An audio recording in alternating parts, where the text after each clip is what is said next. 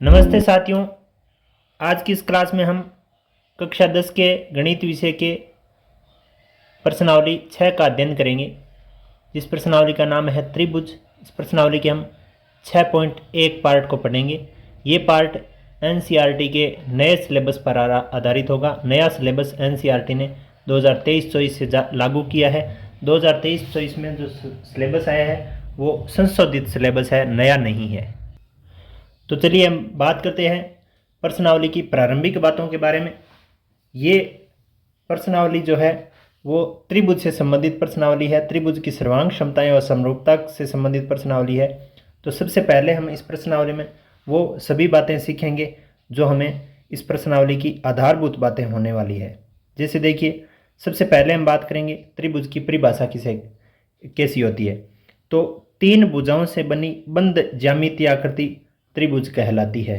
कोई भी आकृति होती है जो तीन भुजाओं से बनी हुई होती है और वो बंद होनी चाहिए, वो क्या कहलाती है? त्रिभुज। जैसे ये अपना एक त्रिभुज आपको दिखाई दे रहा है, ये ABC एक त्रिभुज है जिसमें तीन भुजाएं हैं और ये आकृति बंद भी है। अगर ये आकृति बंद न होती और उसमें केवल तीन भुजाएं होती तो ये त्रिभुज नहीं होती। तो त्रिभुज की जो परिभाषा है वो इस प्रकार से है, तीन भुजाओं से बनी बंद ज्यामितीय आकृति त्रिभुज कहलाती है। इसके बाद हम बात करते हैं त्रिभुज के कुछ विशेष गुणधर्मों के बारे में, यानी त्रिभुज में क्या क्या गुण पाए जाते हैं। जैसे मान लीजिए कि यहाँ पे गुणधर्म नंबर 1 की बात करते हैं तो त्रिभुज में तीन भुजाएं होती है तथा किन्हीं दो भुजाओं का योग तीसरी भुजा से बड़ा होता है। त्रिभुज में जो भुजाएं होती है, जैसे मान लीजिए ये अपना एक त्रिभुज है जिसमें तीन भुजाएं हैं। जैसे मान लीजिए ABC त्रिभुज में तीन भुजाएं, अगर हम इस भुजा को छोटा a, इसको B और इसको C नाम दें, तो इन दोनों भुजाओं को अगर हम जोड़ते हैं तो इन दोनों का जोड़ इससे ज़्यादा आएगा। अगर इन दोनों को जोड़ते हैं तो इसका योग इससे ज़्यादा आएगा।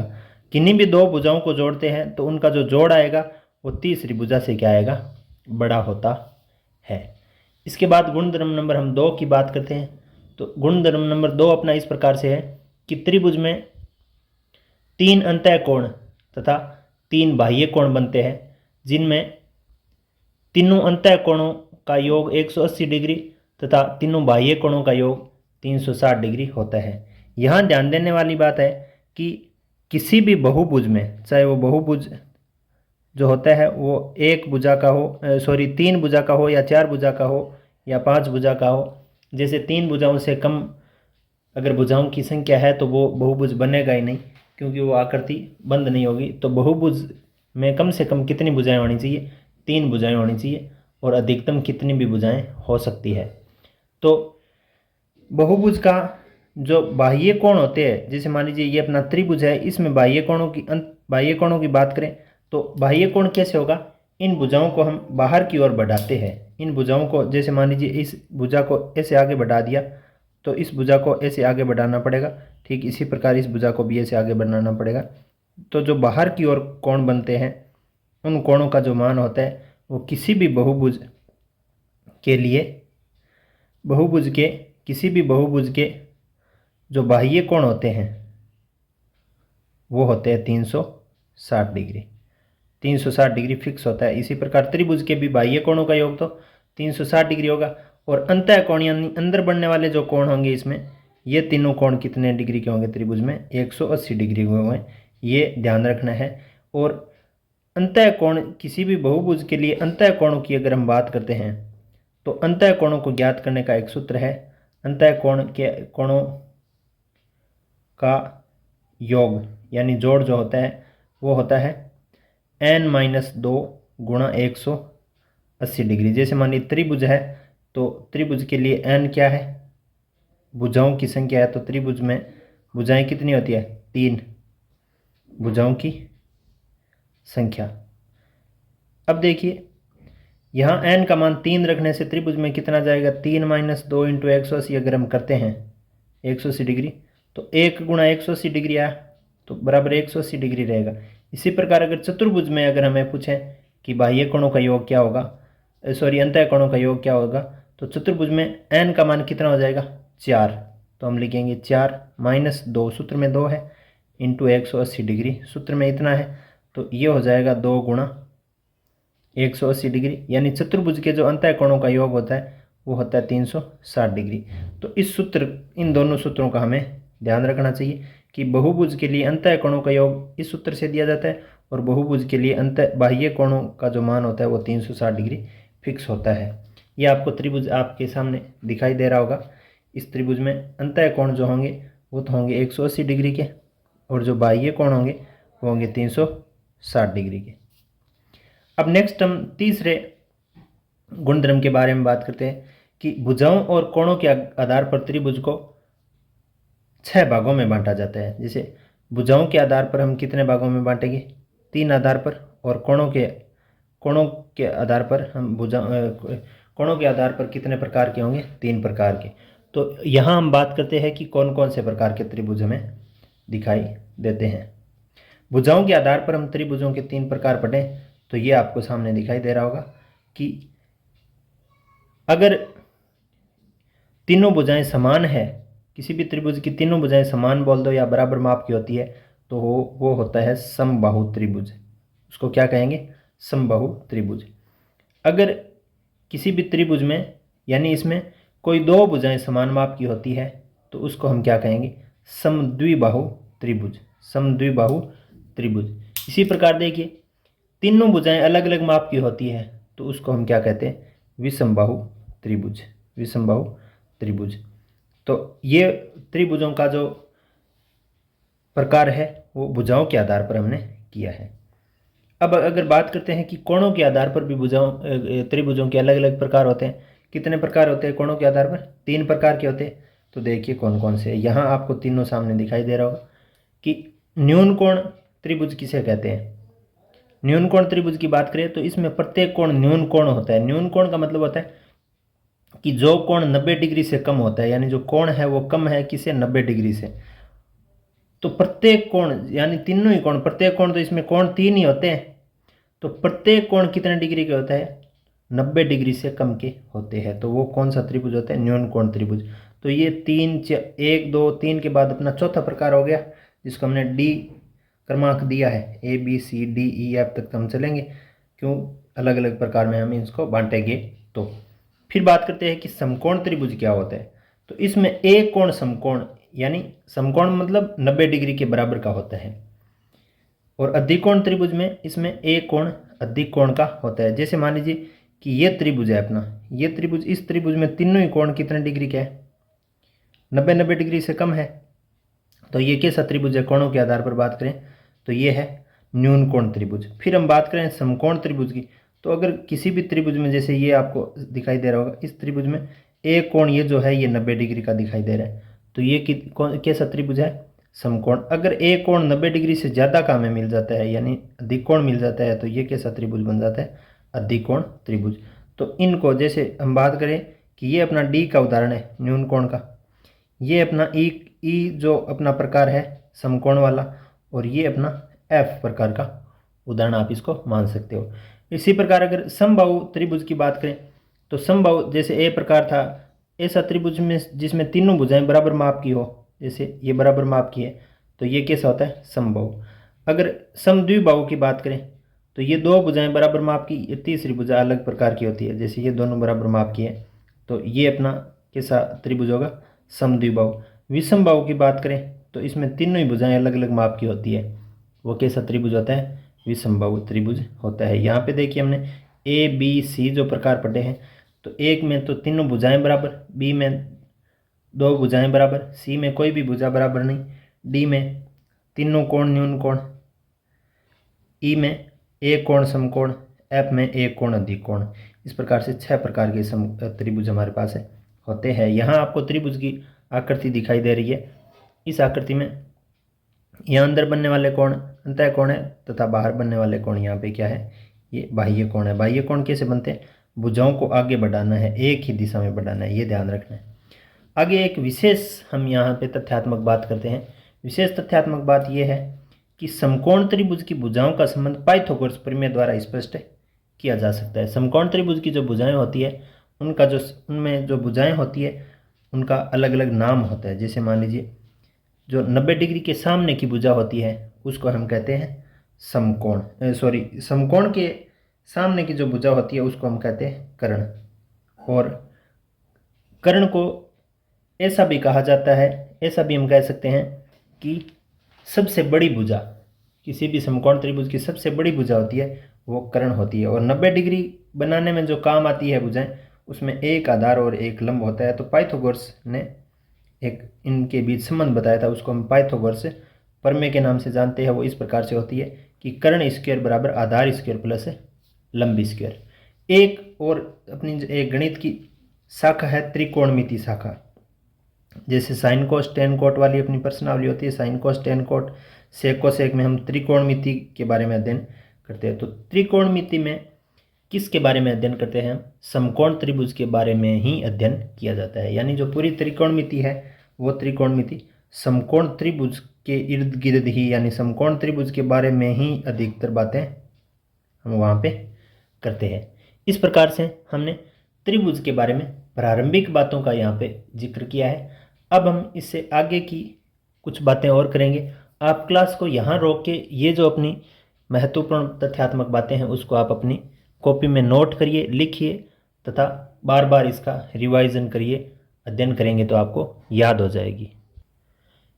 अब हम इसके नेक्स्ट पैनल पर बात करेंगे कि सर्वांगसम त्रिभुज किसे कहते हैं, समरूप त्रिभुजों के बारे में बात करेंगे और थेल्स प्रमेय के बारे में भी हम इसमें अध्ययन करेंगे। तो चलिए स्टार्ट करते हैं अपने इसके दूसरे पैनल को। सबसे पहले बात कर लेते हैं हम सर्वांगसम त्रिभुजों के बारे में।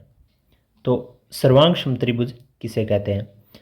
समान आकार, यानी किसी भी आकृति का आकार समान होना चाहिए और समान अमाप वाले त्रिभुज होते हैं। जैसे मान लीजिए किसी भी आकृति का आकार भी समान हो, यानी बनावट भी, शेप जो है वो भी समान होनी चाहिए तथा उसके जो माप होते हैं वो भी समान होने चाहिए। ऐसा त्रिभुज क्या कहलाता है? सर्वांगसम त्रिभुज कहलाता है, कॉन्ग्रुएंट फिंगर्स जिसको कहते हैं।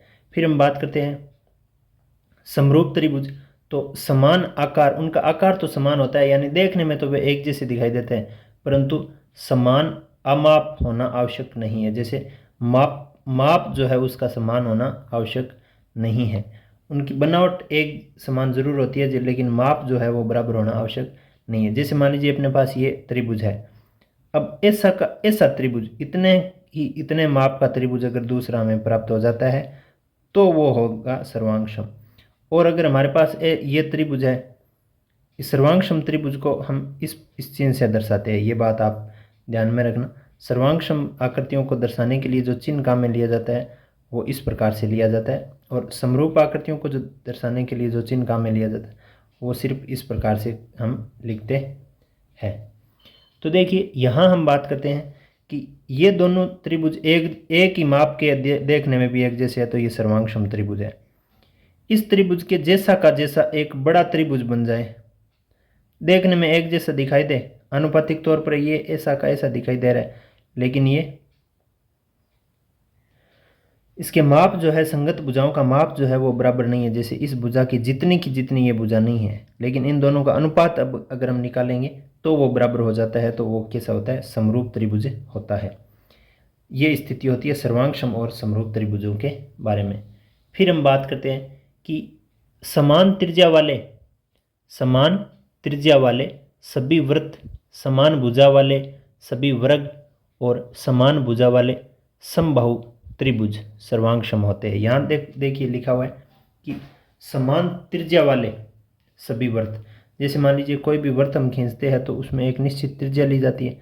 तो अगर त्रिज्या समान है तो हम कितने भी वृत्त बनाएंगे उसके सारे के सारे माप क्या होंगे? बराबर माप के होंगे, यानी उनकी परिधियाँ भी बराबर होगी। तो वो क्या होंगे?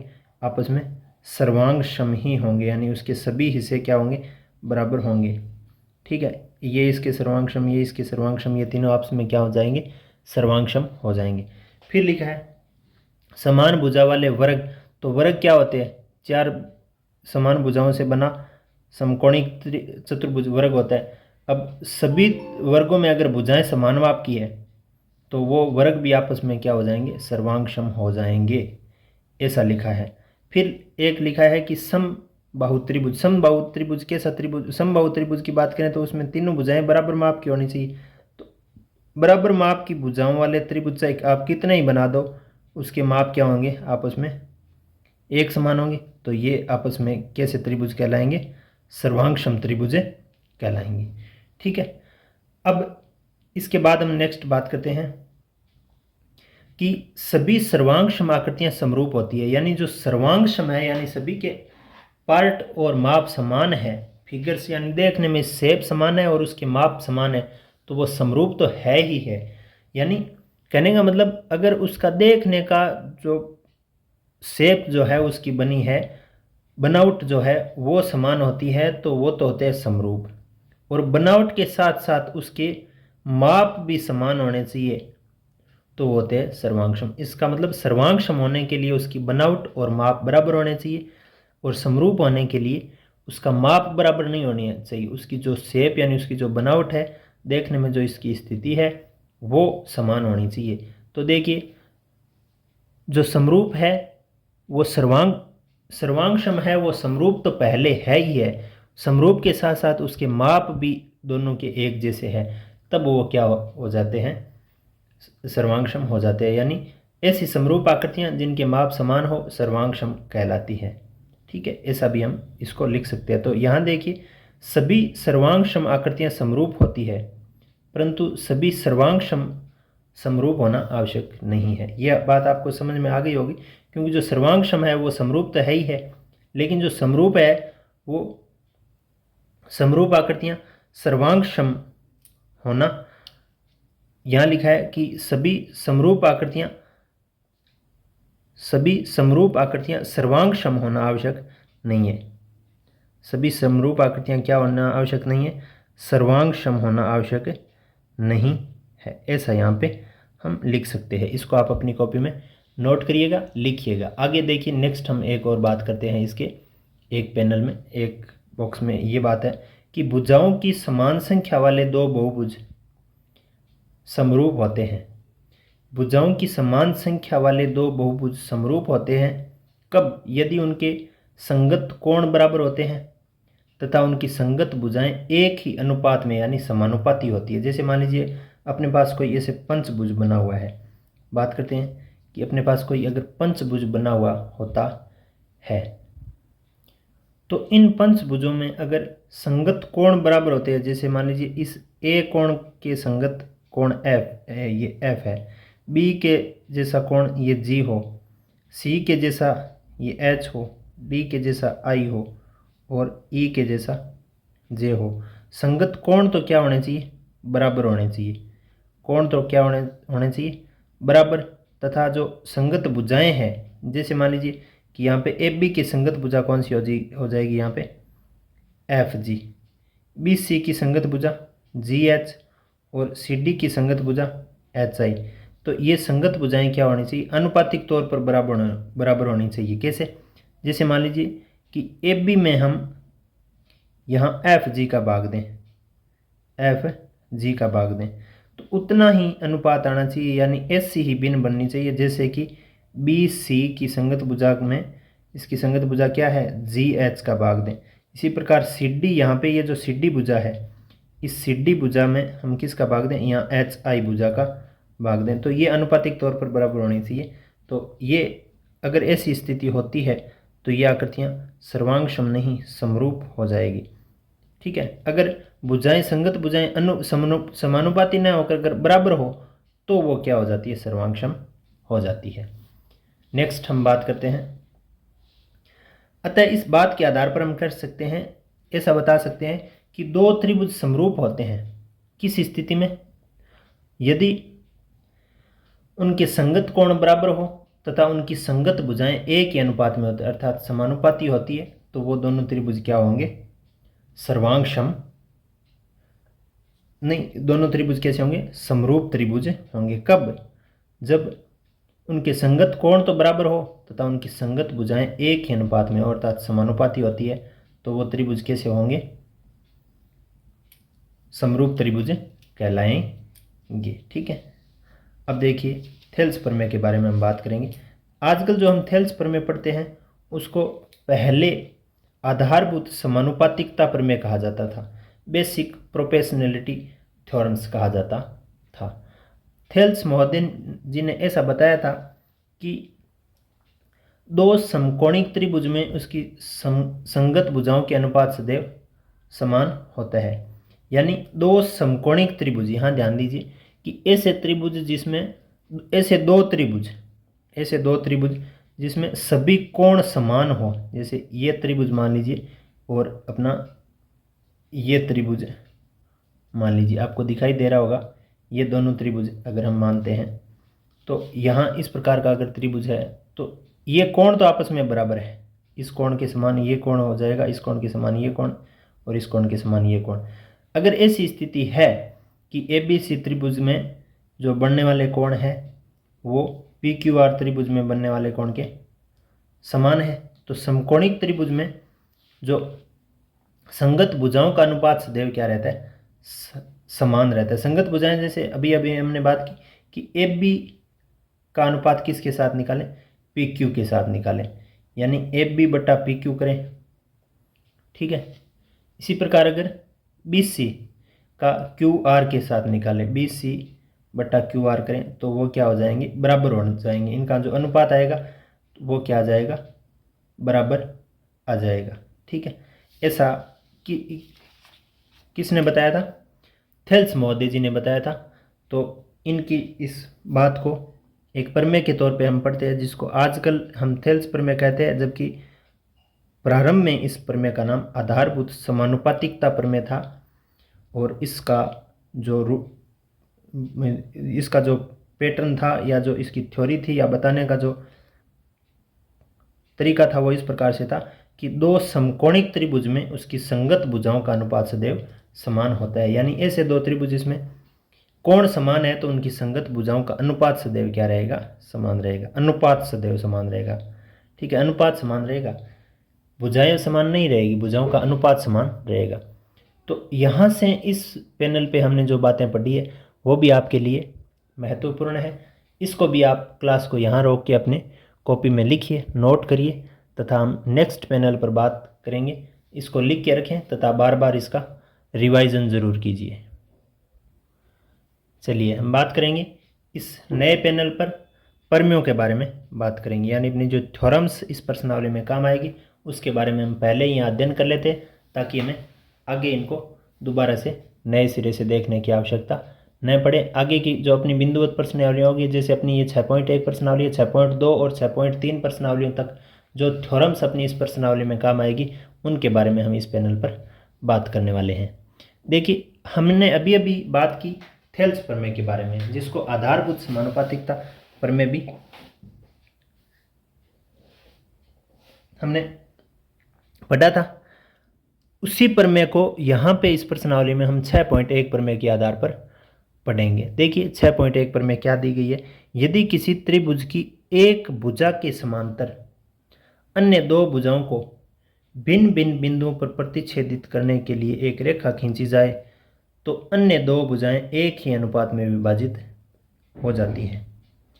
यहाँ देखिए क्या लिखा है, यदि किसी त्रिभुज की एक भुजा के समानांतर, जैसे मान लीजिए अगर अपने पास कोई त्रिभुज है, यह त्रिभुज है, इस त्रिभुज में एक भुजा के समांतर, जैसे अपना ये ABC त्रिभुज है, तो हम BC भुजा के समानांतर कोई भुजाओं, एक भुजा के समांतर अन्य दो भुजाओं को भिन्न भिन्न बिंदुओं पर प्रतिच्छेदित करने वाली एक रेखा खींची जाए, यानी BC के समांतर होनी चाहिए और अन्य जो भुजाएं AB और AC उनको भिन्न भिन्न बिंदुओं पर प्रतिच्छेदित करने वाली हम भुजाएं, अगर इसके समांतर भुजा खींचे तो दोनों भुजाओं को अलग अलग बिंदुओं पर प्रतिच्छेदित करें। जैसे मान लीजिए ये D और E पर प्रतिच्छेदित कर रही है, खींची जाए तो अन्य दोनों भुजाएं एक ही अनुपात में विभाजित हो जाती है। तो अन्य जो ये भुजाएं अनुपात में विभाजित हुई, यानी जैसे मान लीजिए कि AD जो लाइन कटी बनी उसके बट्टा में अगर हम करते हैं DB तो वो किसके बराबर हो जाएगी, AE बटा EC के बराबर हो जाएगी। ऐसा है 6.1 प्रमेय। 6.1 प्रमेय ये आगे हम काम में लेंगे। इसको ध्यान रखना कि एक भुजा के समानांतर हम अगर कोई रेखा खींचते हैं जो दोनों भुजाओं को अलग अलग बिंदुओं पर प्रतिच्छेदित करती है तो उन दोनों अलग अलग बिंदुओं पर अलग अलग भुजाओं को एक ही अनुपात में विभाजित कर देती हैं। ये है अपनी 6.1 प्रमेय। नेक्स्ट हम बात करते हैं इसकी दूसरी प्रमेय के बारे में। दूसरी प्रमेय क्या है, यदि एक रेखा किसी त्रिभुज की दो भुजाओं को एक ही अनुपात में विभाजित करे तो वह तीसरी भुजा के समानांतर होती है। ये 6.1 प्रमेय की विलोम है। 6.1 प्रमेय की विलोम बात यानी विपरीतार्थ मान लो, या इसका एक प्रकार से हिस्सा परिवर्तन करके यहाँ पे बात की गई है। यहाँ तो कहा गया था कि अगर एक भुजा के समानांतर कोई रेखा खींचे तो उन दोनों भुजाओं को समान अनुपात में विभाजित करती है। यहाँ लिख दिया कि त्रिभुज की दो भुजाओं को समान अनुपात में विभाजित करे तो वह तीसरी भुजा के समानांतर होती है। ये दोनों प्रमेय यहाँ पे एक दूसरे के मान लीजिए कि समानार्थी भी है और विपरीतार्थ, अगर इनका अर्थ एक प्रकार से देखें तो अलग ही तरीके से हमें नज़र आ रहा है। नेक्स्ट हम बात करेंगे प्रमेय 6.3।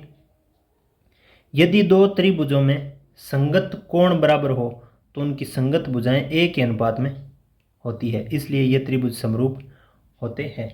ये है अपनी थेल्स प्रमेय। ध्यान देना, ये हमने जो थेल्स प्रमेय पढ़ी थी वो है थेल्स प्रमेय। क्या? यदि दो त्रिभुजों में संगत कोण बराबर हो तो उनकी संगत भुजाएं एक ही अनुपात में या समानुपाती होती है, इसलिए ये त्रिभुज क्या होते हैं? समरूप होते हैं। ऐसा हमने थेल्स प्रमेय में पढ़ा था।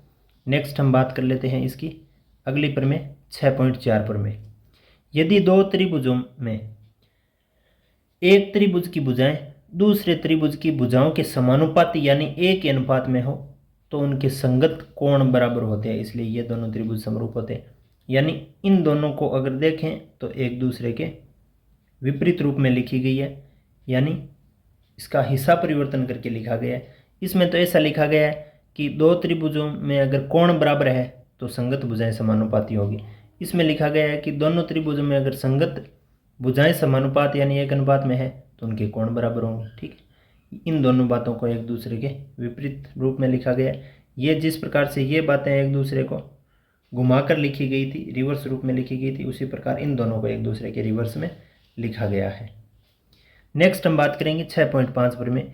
यदि एक त्रिभुज का एक कोण दूसरे त्रिभुज के एक कोण के बराबर हो तो इन कोणों को तथा इन कोणों को अंतर्गत करने वाली भुजाएं समानुपाती हो तो दोनों त्रिभुज समरूप होते हैं। इसमें ऐसा लिखा गया है कि कोई भी दो त्रिभुज होते हैं, जैसे मान लीजिए एक ये त्रिभुज हो गया और एक ये त्रिभुज हो गया, तो इसमें ऐसा लिखा गया है कि एक कोण दूसरे त्रिभुज के एक कोण के बराबर हो, यानी ये दोनों कोण बराबर होने हो, और इनको अंतर्गत करने वाली भुजाएं, जैसे इस कोण को अंतर्गत कर कौन कौन सी भुजाएं करिए? ये दोनों भुजाएं इसको अंतर्गत करिए, और इस कोण को कौन सी भुजाएं अंतर्गत करिए? ये दोनों भुजाएं।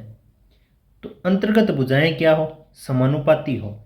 यानी कहने का मतलब अगर ये अपना ABC त्रिभुज है और ये अपना DEF त्रिभुज है, DEF त्रिभुज, तो AB और DE का अनुपात BC और EF के समानुपात बराबर होना चाहिए, और ये कोण बराबर होते हैं और इसको अंतर्गत करने वाली भुजाएं समानुपात में होती है।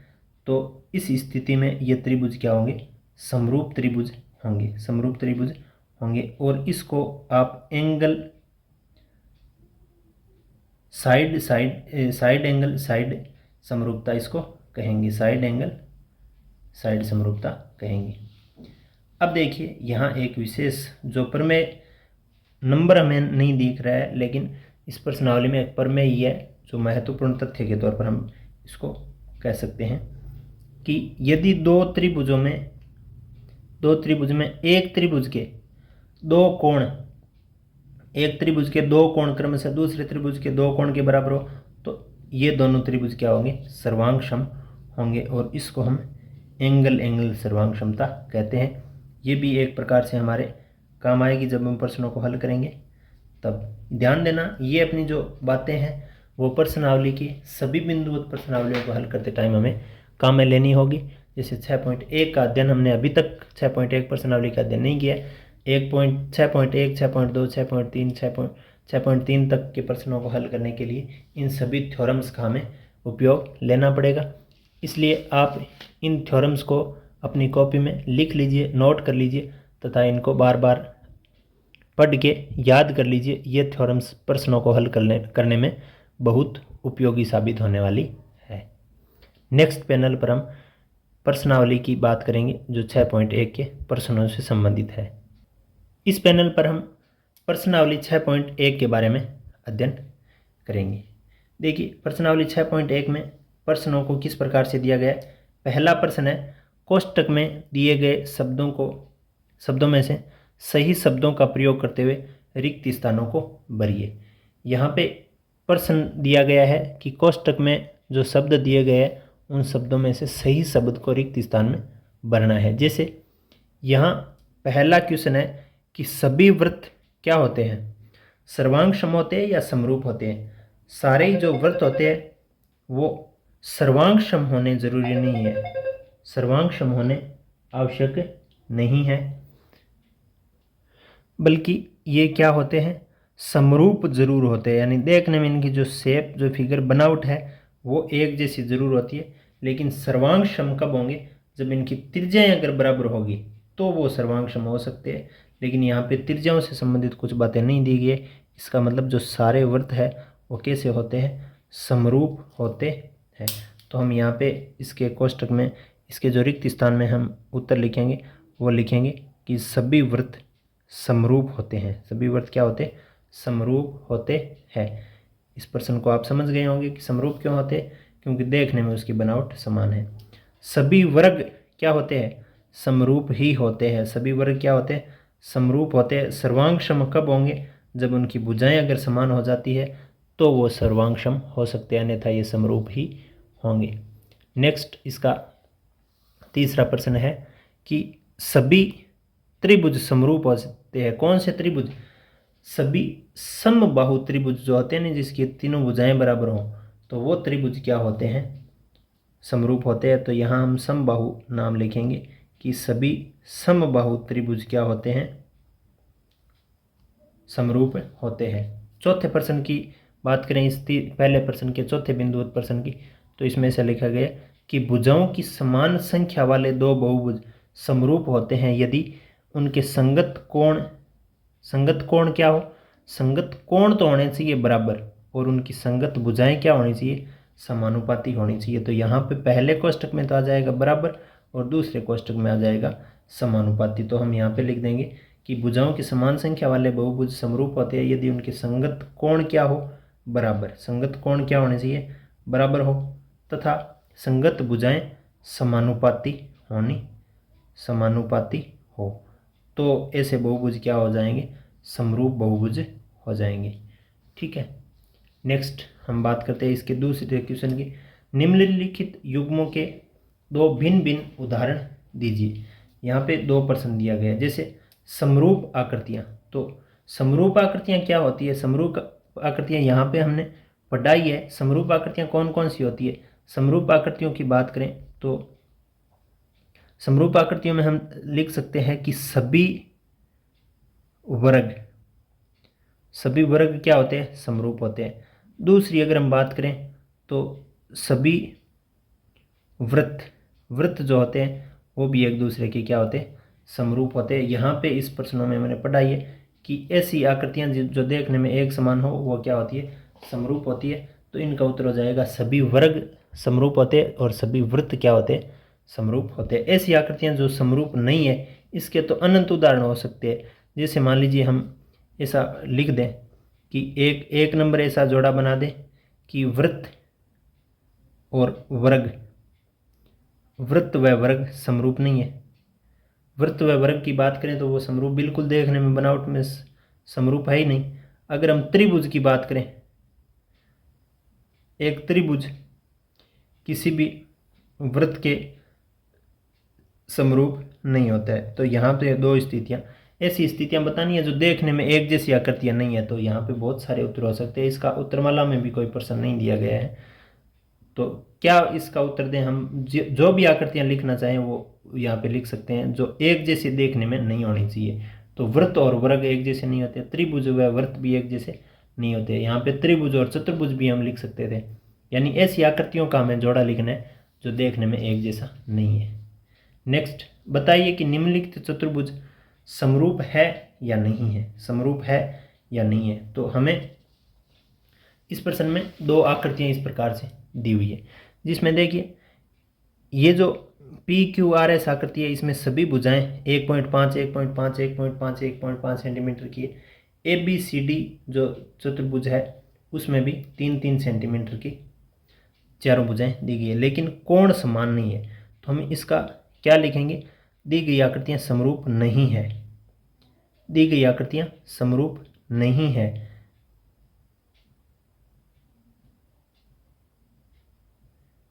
दी गई आकृतियां समरूप नहीं है। क्यों नहीं है? क्योंकि समरूप कब होती है कि इनके कोण बराबर नहीं है। कोण बराबर होने चाहिए, तो कोण बराबर नहीं है। इनके कोण बराबर नहीं है। एक स्थिति तो ये गलत हो गई। बराबर कोण जैसे देखिए यहाँ अगर हम बात करें तो कोई भी बहुभुज होता है वो समरूप कब होता है? जब उसके संगत कोण बराबर हो। तो इसमें जैसे ये पी कोण है ना, उसके समान इसका ए कोण नहीं है। क्यू कोण के जैसा यानी इसके संगत कोण बी है, तो ये एक बराबर नहीं है, तो ये समरूप नहीं है। दूसरा, भले ही इसके जो भुजाएं हैं वो तो समानुपात में है, भुजाएं समानुपाती है। यहाँ पे ये स्थिति तो सेटिस्फाई है, लेकिन ये स्थिति सेटिस्फाई नहीं है, ये गलत है। ये कब होती? जब कोण बराबर होते और भुजाएं समानुपाती होती, तो ये समरूप होते। यहाँ पे दी गई आकृतियाँ समरूप नहीं है क्योंकि इनके कोण बराबर नहीं है। इस प्रकार से हमने इस 6.1 प्रश्नावली के दिए गए तीनों प्रश्नों को तथा इस प्रश्नावली की प्रारंभिक सभी तथ्यों को हमने यहाँ पे हल कर लिया है, जिसमें हमने अध्ययन किया है नंबर 1 पे त्रिभुज की परिभाषा, त्रिभुज के गुणधर्म और त्रिभुज के प्रकार के बारे में हमने बात की है, और पाइथागोरस प्रमेय तथा त्रिकोणमिति से उसका संबंध भी हमने यहाँ पे पढ़ा है। नेक्स्ट पैनल पर हमने बात की है सर्वांग समत्रिभुज, समरूप त्रिभुज क्या होते हैं, और उनसे संबंधित कुछ महत्वपूर्ण बातों को हमने यहाँ पे पढ़ा था। इसको भी आप अपनी कॉपी में बराबर लिख लिया होगा, तो इनका बार बार अध्ययन जरूर कीजिएगा। आप स्वयं इसका रिपीटेशन अध्ययन करेंगे तो आपको बेहतर तरीके से समझ में आएगी। तीसरे पैनल पर हमने इस प्रश्नावली में काम आने वाले सभी थ्योरम्स का अध्ययन किया था, प्रमेयों का अध्ययन किया था, जिसमें 5 प्रमेय अपनी प्रश्नावली में लिखी गई थी और छठी एक महत्वपूर्ण प्रमेय जिसका क्रमांक नंबर नहीं दिया गया था, लेकिन ये इम्पोर्टेंट एक थ्योरम्स हम इसको बोल सकते हैं। इसके बारे में भी हमने अध्ययन किया, इसको भी आपने अपनी कॉपी में नोट कर लिया होगा। तीसरे पैनल पर हमने इस प्रश्नावली के प्रश्नों को हल किया है, जिसको भी आपने समझा होगा, प्रश्नों को हल कर लिया होगा, अपनी कॉपी में लिख लिया होगा। आपने इस क्लास को पूरा देखा, इसके लिए आपका बहुत बहुत धन्यवाद। आप हमसे जुड़े रहिए तथा हमारी क्लासें आपको कैसी लग रही है वो कमेंट के माध्यम से ज़रूर बताइए। अगर ये क्लासें पसंद आ रही है तो क्लास को लाइक कर दीजिए, चैनल को सब्सक्राइब कर दीजिए तथा अन्य आपके साथियों तक इस क्लास को शेयर ज़रूर कीजिए, ताकि उन्हें भी इस क्लास के बारे में पता चले तथा वो भी अपनी कक्षा के अनुरूप अध्ययन कर सकें। Thank you for watching complete class. धन्यवाद।